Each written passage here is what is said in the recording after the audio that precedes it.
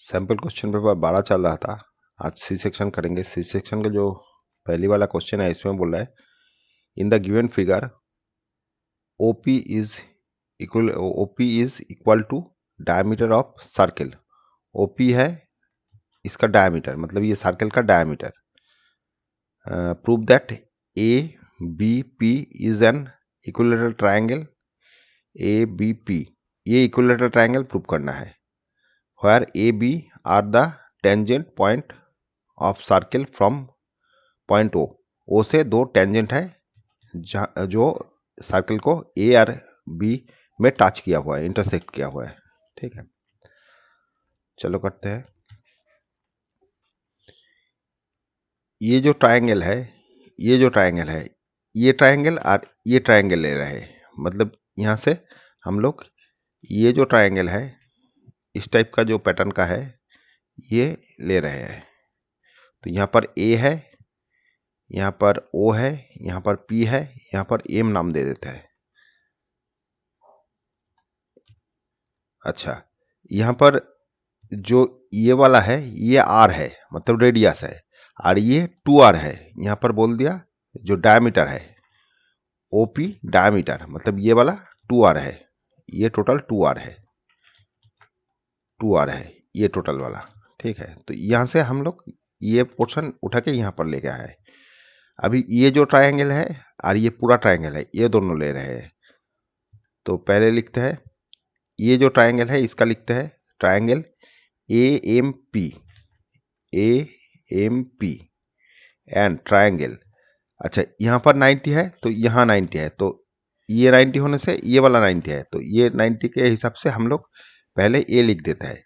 ये कॉमन है, इधर भी P है इधर भी P है, तो इसको P लिख देते हैं।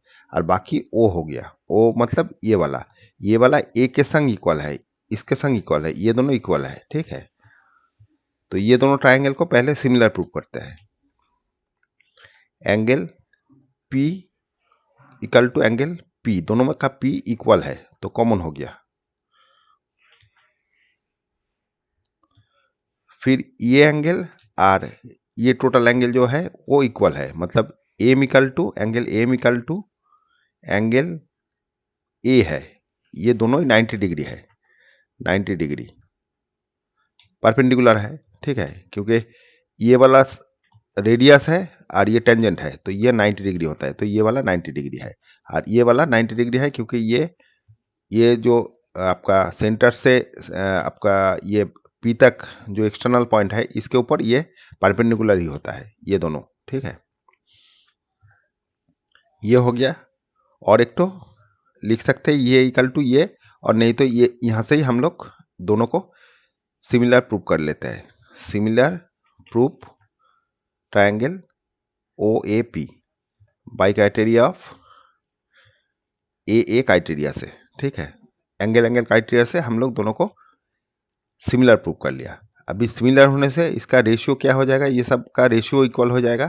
तो AM ये बाई ये, AM by AO equal to PM by AP equal to AP by OP, ये हो गया। अभी हम लोगों को रिलेशन क्या निकालना है इसके संग, तो OP ले लेते हैं। OP के यहाँ पर ये वाला ले लेते हैं, और रिलेशन क्या निकालना है इसके संग, तो AO कहाँ पर है, ये दोनों को ले लेते हैं। AP by OP। अच्छा, यहाँ पर एक बार देख लीजिए, OP हम लोग क्या लिखे, OP इक्वल टू 2R, तो ये वाला हो गया 2R। और ये वाला क्या है R, क्योंकि ये रेडियस है और ये 2R था, ये रेडियस है, तो ये वाला OR इक्वल टू हो गया R। तो फाइनली AM इक्वल टू ये आ गया, यहाँ से RR काट गया, तो 2AM is equal to AP हो गया। ठीक है, तो यहाँ पर ये जो 2A मतलब AM का दो पार्ट है, मतलब 2AM लिखा हम लोग, यहाँ पर देखिए 2AM ये वाला 2, तो ये और ये तो इक्वल है, ये वाला और ये वाला इक्वल है क्योंकि ये बाइसेक्ट करता है दोनों को, माने ये वाला और ये वाला इक्वल है। तो हम लोग अगर इसको इधर शिफ्टिंग करेंगे इस टाइप का, तो इधर जो B है तो हम लोग इसको क्या AM को दो पार्ट में लिख सकते हैं। देखिए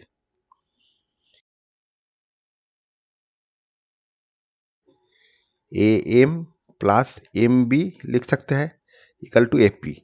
ये AM और ये वाला क्या है, ये वाला ही तो ये टोटल है AB। तो AB इक्वल टू आ गया AP। तो ये दोनों साइड इक्वल हो गया, ये जो दो साइड है ये साइड और ये साइड इक्वल हो गया, ये साइड और ये साइड इक्वल हो गया। और एक्सटर्नल पॉइंट से जो टेंजेंट होता है तो ये इक्वल होता है। तो इसके चलते हम लोग बोल सकते हैं माने AP इक्वल टू BP ये होता है क्योंकि एक्सटर्नल पॉइंट जो है P से दोनों टेंजेंट है, P पॉइंट से टेंजेंट है, ठीक है। तो ये दोनों तो इक्वल हो गया और यहाँ पर ये इक्वल प्रूव कर लिया। तो फाइनली हम लोगों के पास सब आ गया, AB equal to AP equal to BP। तो ये तीन ट्रायंगल जो नाम है क्या ABP ये ट्रायंगल का तीन साइड इक्वल हो गया, तो ये इक्विलेटरल ट्रायंगल हो गया, टरल ट्रायंगल,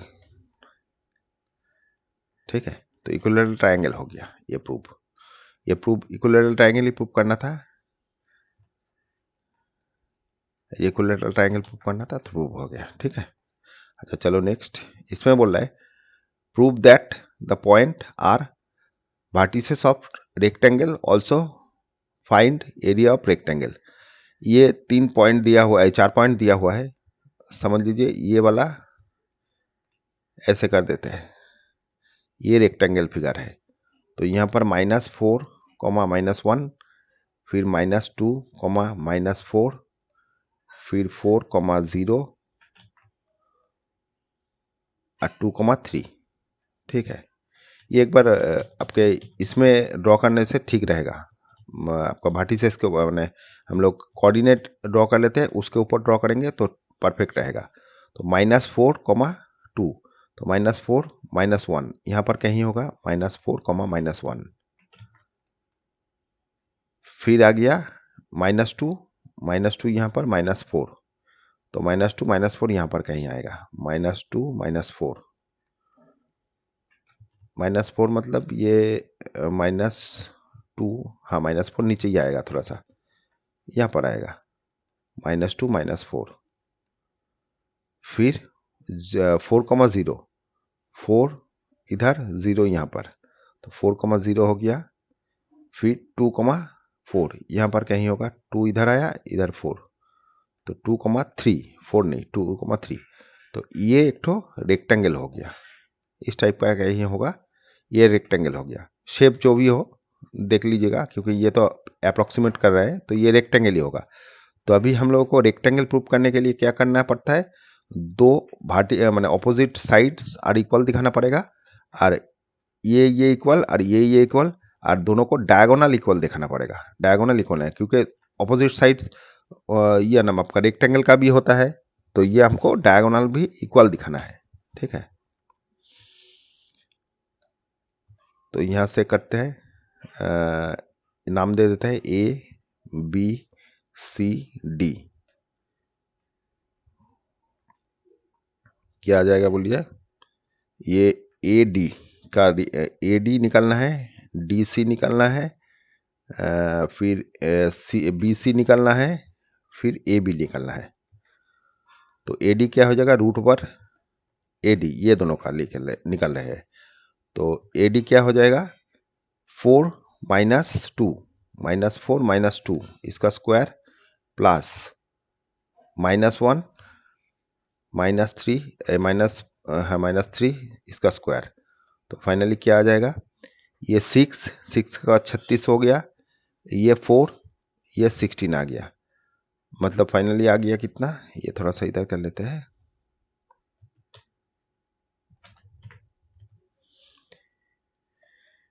ये आ जाएगा छः छः 12 2 और इधर 4 5 52। फिर ए डी सी मतलब ये वाला, तो यहाँ पर 4 - 2 इसका स्क्वायर प्लस 0 - 3 इसका स्क्वायर, तो ये आ जाएगा, ये 2 2 का 4 आ जाएगा, इधर 9, तो फाइनली आ गया इसका 13 13।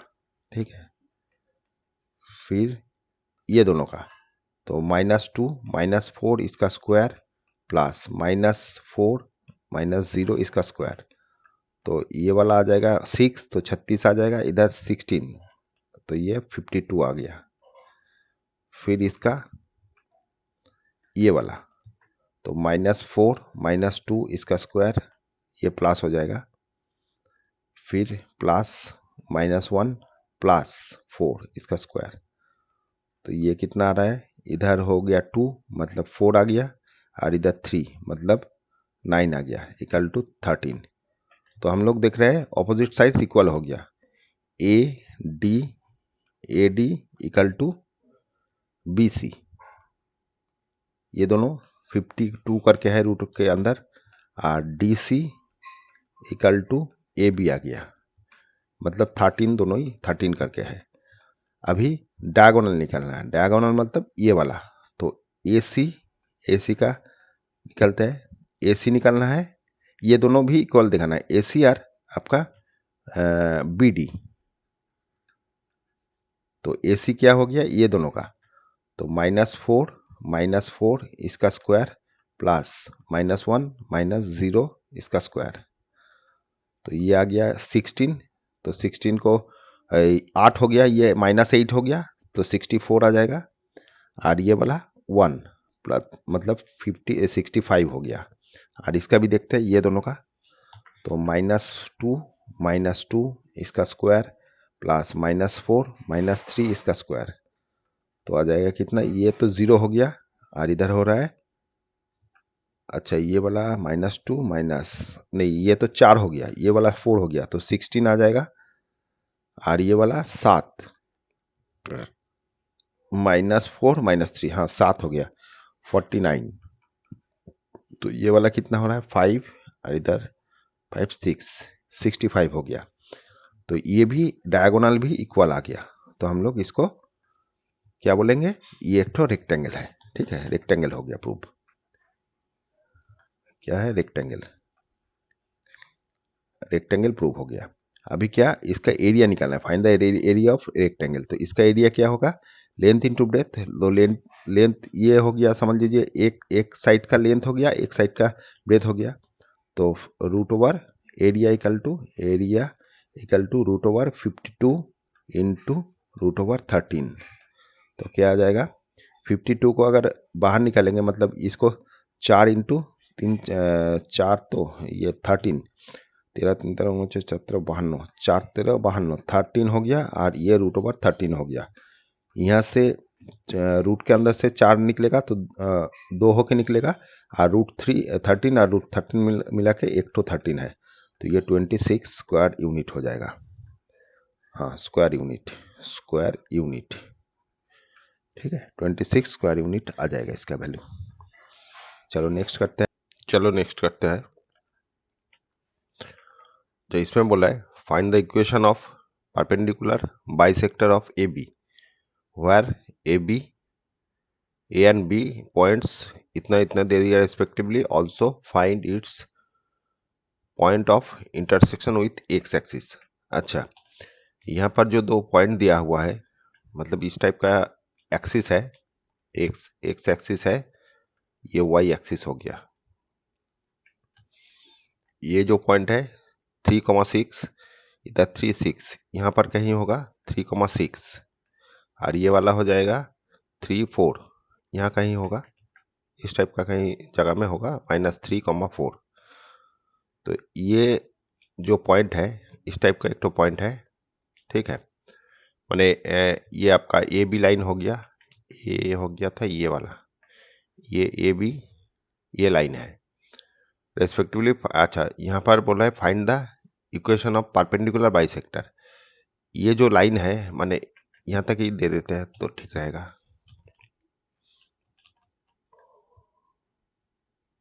यहाँ तक है, ठीक है, 3,6। तो यहाँ से यहाँ तक जो लाइन है इसका परपेंडिकुलर बाइसेक्टर का इक्वेशन बोल रहा है। मतलब यहाँ से परपेंडिकुलर माने बाइसेक्टर मतलब यह इसका आधा, बीच में से एक परपेंडिकुलर है इस टाइप का। तो इसका इक्वेशन पूछा है, ये इक्वेशन क्या होगा। तो ये इक्वेशन हम लोग कैसे निकालते हैं, मतलब ये एक तो कंडीशन हो गया, ये जो इक्वेशन है ये कंडीशन होता है क्या नहीं, इस लाइन माने इस पॉइंट से बाइसेक्टर मतलब आधा माने हाफ, तो ये डिस्टेंस और यहाँ से ये डिस्टेंस इक्वल होगा, या यार ये डिस्टेंस यहाँ से ये डिस्टेंस, मतलब यहाँ पर जितना पॉइंट है सब डिस्टेंस ये दो पॉइंट माने ए और बी से इक्वल डिस्टेंस में है। तो वो कंडीशन हम लोग लिखेंगे तो वही इसका इक्वेशन आ जाएगा। तो यहाँ पर कोई कहीं पॉइंट पकड़ लेते हैं एक्स कॉमा वाई, यहाँ पर कहीं एक ठो पॉइंट है, इस लाइन पे एक ठो पॉइंट है एक्स कॉमा वाई, यहाँ से इसका डिस्टेंस और इसका डिस्टेंस दोनों का डिस्टेंस का इक्वल कर देंगे, माने इक्वल होता है, ये डिस्टेंस इक्वी डिस्टेंस है, तो यही कंडीशन हो जाएगा। तो एक्स माइनस ये वाला पहले पॉइंट ले लेते हैं, माइनस माइनस 3 सॉरी इसका स्क्वायर प्लस फिर y माइनस 4 इसका स्क्वायर इक्वल टू फिर ये पॉइंट से तो x माइनस 3 इसका whole square plus y minus 6 इसका होल स्क्वायर, इसको होल स्क्वायर फॉर्मेट में करते हैं तो ये प्लस हो जाएगा, पहले x प्लस 3 इसका होल स्क्वायर और ये ओपन कर देते हैं ब्रैकेट से y square minus 8y plus y square 16 is equal to ये वाला x square minus 6x plus 9 plus y square minus 12y plus 36। यहाँ से ये भी ओपन कर देते हैं, एक संग ही ओपन कर देते हैं, तो ये ओपन करने से यहाँ पर ओपन कर देते हैं ब्रैकेट, ये प्लस हो जाएगा तो एक बार ही प्लस कर देते हैं, ये ब्रैकेट हटा देते हैं, प्लस 3 था तो ये ओपन करने से x square plus 6 x plus 9 हो जाएगा। तो यहाँ से एक्स कट गया, वाई कट गया, फिर और 9 कट गया, और कुछ तो नहीं कट रहा है, तो सब इस तरफ लेके आ रहा है। तो 6x प्लस 6x ये वाला इधर आके प्लस हो गया, फिर इधर 8y ये वाला इधर आके प्लस 12y हो गया, इधर हो गया 16 और ये इधर लेके आ रहे हैं माइनस 36 इक्वल टू 0। तो ये वाला करने से 12 हो गया, ये वाला करने से प्लस 4y हो गया, और ये करने से प्लस माइनस 20 हो गया। यहाँ से 4 कॉमन ले लेते हैं तो 3x प्लस वाई माइनस 5, 4 उधर जाके 0 हो गया, ये इधर जाके 0 हो गया, तो 3x प्लस वाई माइनस 5, ये आपका इक्वेशन आ गया। ये इक्वेशन है जो ये लाइन का इक्वेशन है, ये लाइन का परपेंडिकुलर बाइसेक्टर का इक्वेशन है, ठीक है। तो ये लाइन यहाँ पर एक्स एक्सिस में कहाँ कट कर रहा है ये भी पूछा है, find the intersection with x axis के संग कट कर रहा है। तो एक्स एक्सिस के संग कट करने से एक्स एक्सिस के संग जब कट करेगा एक्स का वैल्यू रहता है वाई इक्वल टू 0 रहता है, ये कंडीशन होता है। एक्स एक्सिस के ऊपर कोई भी पॉइंट का कोऑर्डिनेट ऐसे होता है, क्योंकि एक्स एक्सिस में ये लाई कर रहा है तो एक्स एक्सिस का कोऑर्डिनेट रहेगा, लेकिन वाई एक्सिस 0 हो जाएगा, वाई एक्सिस ऊपर नीचे नहीं जा रहा है तो इसके ऊपर ही है तो वाई 0 हो जाता है। तो ये इसको सेटिस्फाई करना पड़ेगा, माने ये पॉइंट जो है यहाँ पर सेटिस्फाई करना पड़ेगा। तो y का वैल्यू 0 है तो x वैल्यू निकाल देते हैं, तो y यहाँ 0 बैठा देते हैं, x plus y equal to 0, तो 0 बैठा दिया तो x इक्वल टू आ गया 5/3, तो x का कोऑर्डिनेट 5/3 हो गया। तो फाइनली वो इंटरसेक्टिंग जो पॉइंट है ये इंटरसेक्टिंग विथ एक्स एक्सिस, उसका पॉइंट क्या हो जाएगा, एक्स का वैल्यू 5/3 है और वाई तो 0 है, तो ये इसका मैंने आपका पॉइंट इंटरसेक्शन पॉइंट हो जाएगा। और ये वाला आप जब 11 क्लास में पढ़ेंगे, 11 में जब उठेंगे तो ये वाला हम लोग स्लोप से निकलते हैं। स्लोप से कैसे निकलते हैं, ये लाइन जो है माने ये पोर्शन हम दिखा देते हैं। ये एक तो लाइन है ए बी, इसका परपेंडिकुलर बाइसेक्टर मतलब इस टाइप का हो गया। तो इसका इक्वेशन क्या होगा, ये लाइन जो था -3,4 और ये 3,6, ये अभी आप लोगों का सिलेबस में नहीं है, ये 11 में बैठेंगे पढ़ेंगे। तो इसका स्लोप निकालना पड़ता है, ए बी का स्लोप। स्लोप क्या होगा, ए बी का स्लोप, हो जाएगा y2 minus y1 by x2 minus x1। तो ये वाला x1 है, y1 है और x2 y2 है, ठीक है। तो स्लोप कैसे निकालेंगे, 6 माइनस 4 हो जाएगा। 6 माइनस 4 यहाँ पर जो फॉर्मूला लिखा है यही से स्लोप निकलता है। और इधर x2 मतलब हो गया 3 माइनस, तो प्लस हो जाएगा, ये वाला हो जाएगा 2/6, तो 1/3 हो गया। तो ये इसका स्लोप, ए बी का स्लोप हो गया। तो दूसरा जो समझ लीजिए ये एम एन पॉइंट है जो परपेंडिकुलर बाइसेक्टर है, इसका स्लोप इसका उल्टा माइनस हो जाएगा। तो एम एन जो है, एम एन का स्लोप हो जाएगा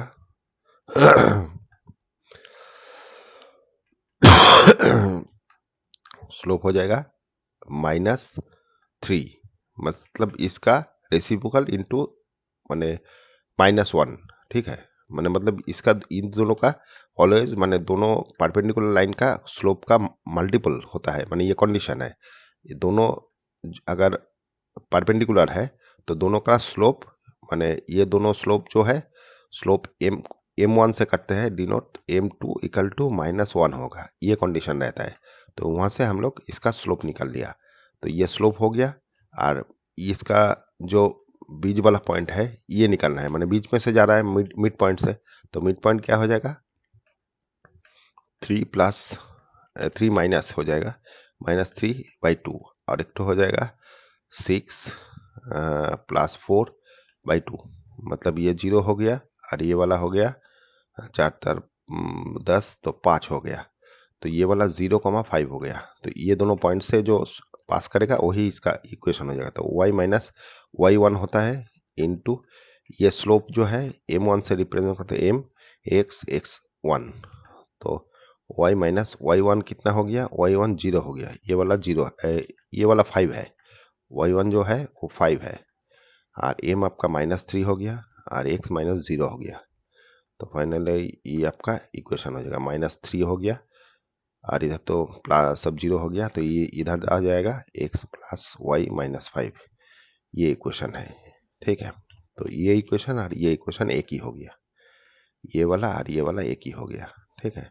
यहाँ से ऐसे हम लोग निकलते हैं इसका। लेकिन आप लोगों का जो कंडीशन है, ये कंडीशन आपका इक्वी डिस्टेंस करके कंडीशन निकालना पड़ता है, ठीक है। अच्छा चलो 28 में देखते हैं। बोल रहा है Alicia had 4 orange candies, 4 mango candies, 2 cola candies and 1 strawberry candy in her bag. Neil only like orange and cola candies. Alicia randomly take out a candy to give to Neil. Based on the above information, answer the following question, ठीक है। तो यहाँ पर orange candy जो है, orange candy है 4 ठो, फिर मैंगो कैंडी जो है वो 4 ठो है, फिर कोला कैंडी जो है वो 2 ठो है और स्ट्रॉबेरी कैंडी ये 1 ठो है।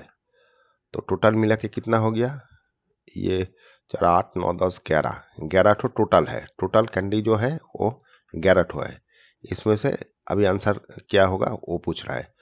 What is the probability that she gave Neil a candy that he like? अच्छा कैंडी जो लाइक यहाँ तक पढ़ा था हम लोग, नेल ऑरेंज।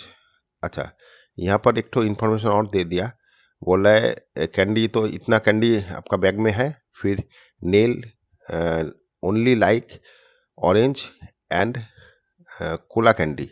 तो ऑरेंज ये वाला और कोला कैंडी ये दोनों लाइक करता है नेल। तो what is the probability that she gave nail candy that he like. तो जो नेल है वो कौन सी वाला कैंडी चॉइस करता है, 4 और 2, मतलब टोटल 6 है, मैंने आपका फेवर में 6 है। तो ये वाला जो पूछ रहा है वो सॉरी, ये इवेंट जो है E1 कर देते हैं। ये इवेंट आपका फेवर में 6 है, मतलब 6 कैंडी नेल चॉइस करता है। तो 6 कैंडी आ सकता है कहाँ से, 11 कैंडी से। तो इसका प्रोबेबिलिटी 6/11 हो जाएगा।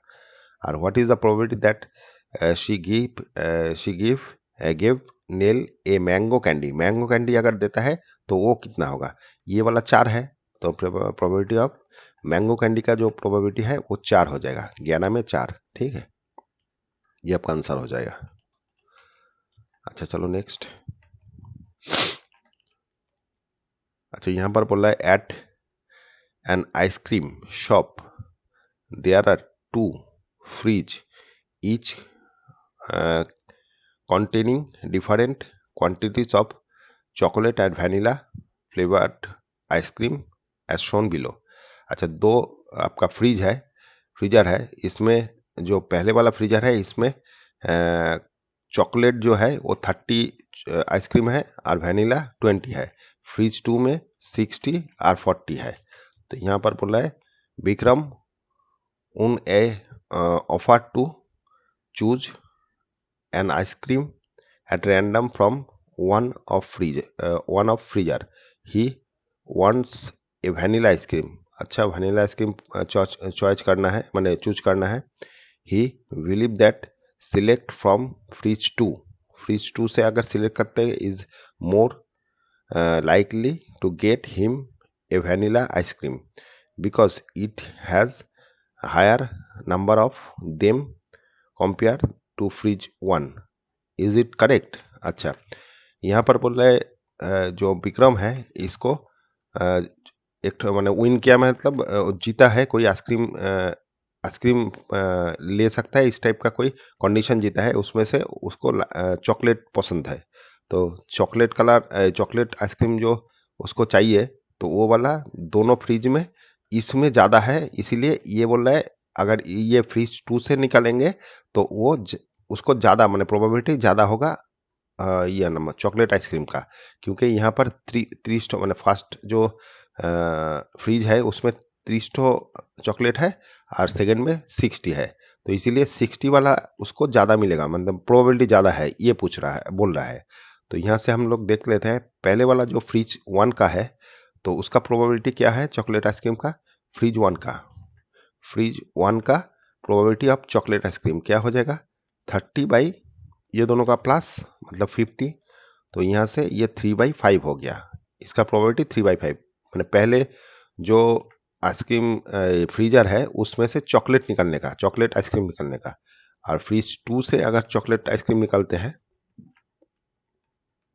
उसका प्रोबेबिलिटी क्या हो जाएगा, 60 बाई दोनों का टोटल मतलब 100।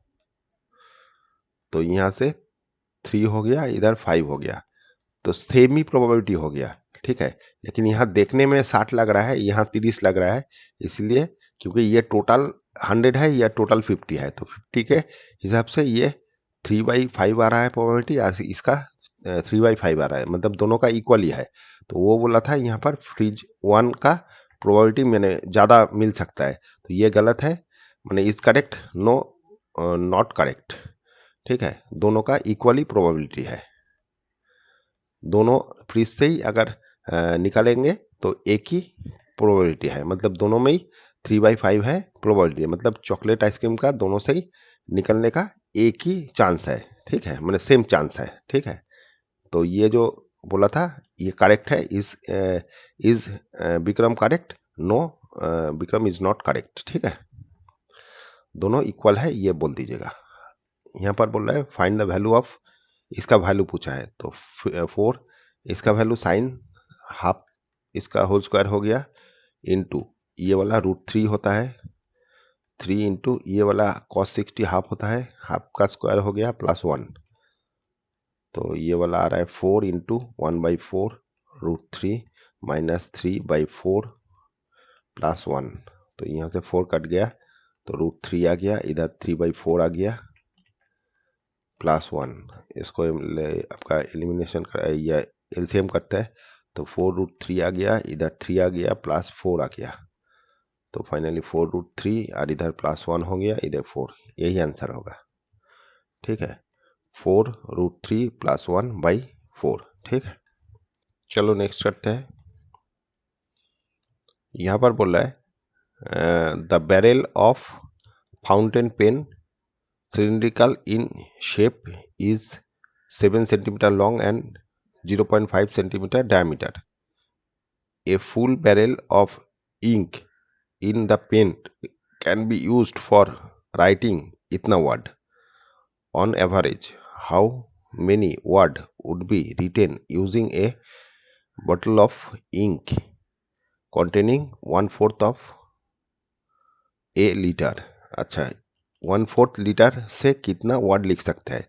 तो एक ठो पेन है, इसके अंदर एक ठो सिलिंड्रिकल बैरल है जहाँ से पेन का काली निकलता है।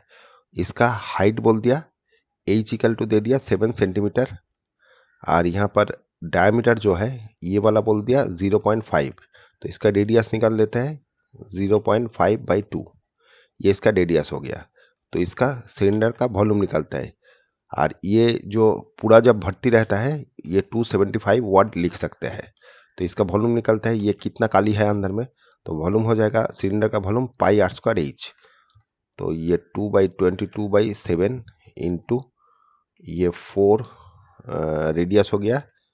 अच्छा, इसको थोड़ा सा सिंप्लीफाई कर लेते हैं, ये 22 इंटू 10 कर देते हैं, ये पॉइंट हटा दिया तो ये 2 हो गया, तो 1/4 हो गया। तो ये 1/4 यहाँ लिखते हैं, इसका square into h 7 centimetre.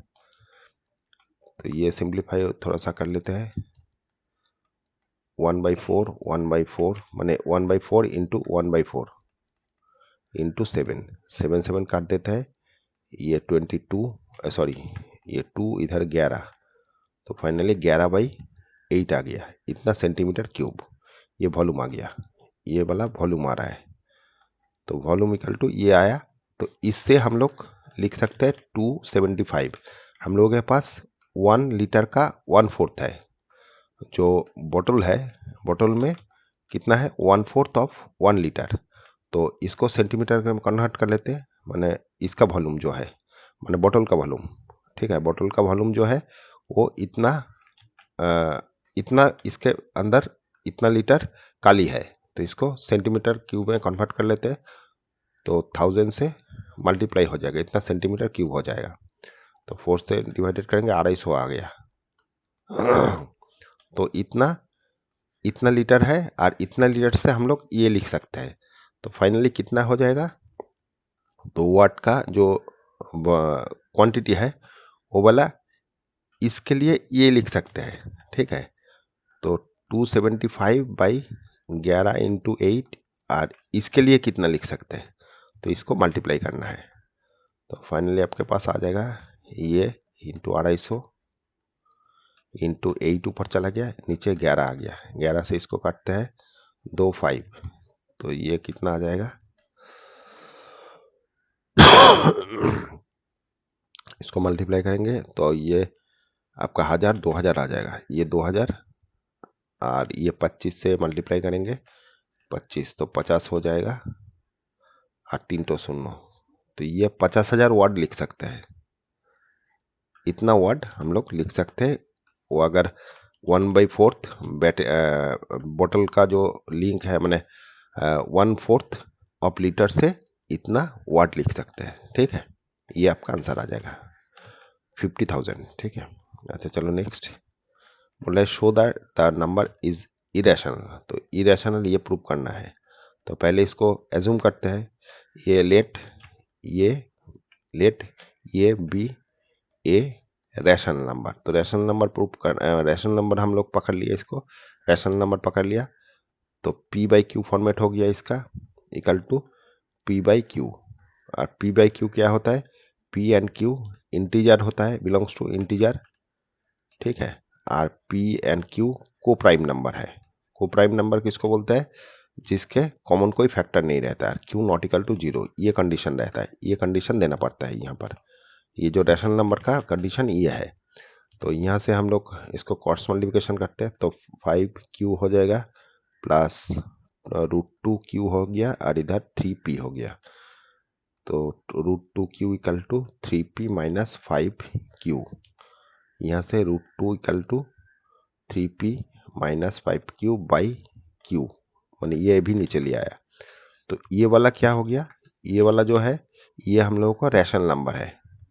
Rational number, ये जो नंबर है ये वाला रैशनल नंबर है, क्योंकि पी क्यू सब रैशनल नंबर है, आपका इंटीजर है, तो ये रैशनल नंबर हो गया। तो इसके चलते इसका ऑपोजिट में ये है, ये भी रैशनल नंबर होना चाहिए, रैशनल नंबर होना चाहिए।